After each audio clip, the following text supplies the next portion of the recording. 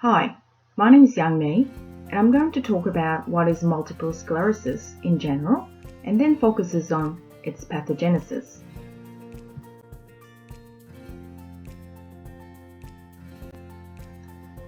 Globally, 2.3 million people were diagnosed with MS in 2013, and this is 9.5% increase from 2008.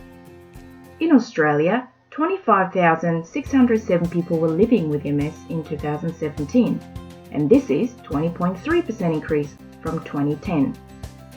Total costs for all people living with MS in Australia have increased substantially over time from $1.24 billion in 2010 to $1.75 billion in 2017. This is an increase of 41%.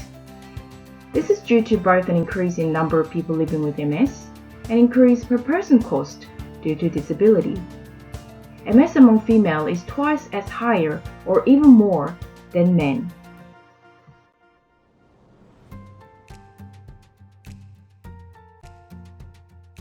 MS is an unknown cause and there is no cure. It is relapsing and progressive disease. Depends on its patterns of progression as well as the intensity and frequency of symptoms. There are a number of subtypes. The most widely accepted theory is that in MS, the autoimmune response leads to CNS damage. The major pathologic mechanisms are inflammation, demyelination, and axon degeneration, which damages CNS. The clinical manifestations are variable depending on where the lesions are, whether it's a single lesion or more than one lesion. Demyelination.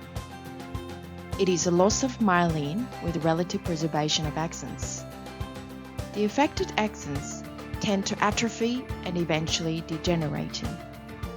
It is due to inflammatory autoimmune process, which is the most common theory, explains the possible cause of MS.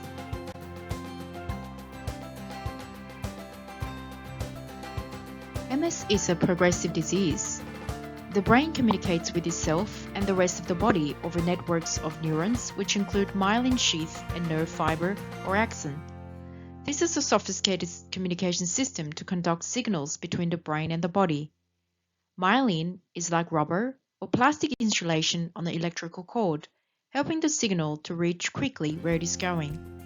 Demyelination can remyelinate and make some functional recovery or progresses without remyelination. Eventually, it disrupts axon. When it is damaged, it affects the communication between the brain and the body. The neural signals are greatly slowed or halted altogether.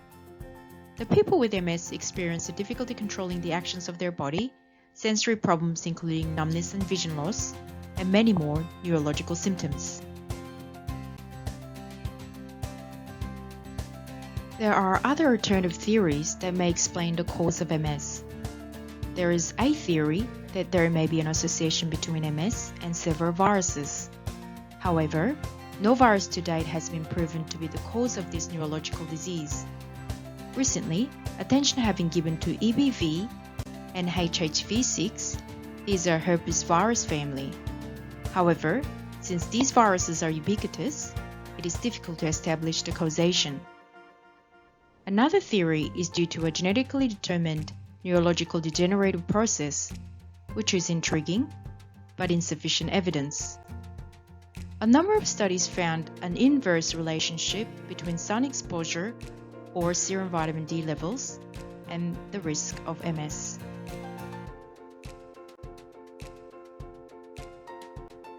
In summary, the prevalence of MS in Australia is on the rise, which reflect the global trends. The total costs for all people of MS have increased substantially over time. This is due to the increased prevalence and cost per person of MS. Women may be up to twice or maybe more likely contract MS than men. MS is a progressive and chronic neurological disease affecting the central nervous system. It can't be cured. Even though the cause is still unknown, autoimmune response is the most common theory that may explain the cause of the MS. Demyelination disrupts the communication between the brain and the body. Since the disease can affect any regions of the CNS, neurological symptoms vary greatly. There are non-immunopathology theories which may explain the cause of MS.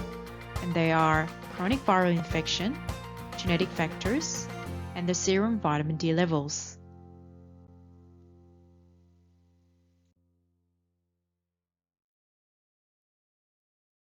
Thank you for watching.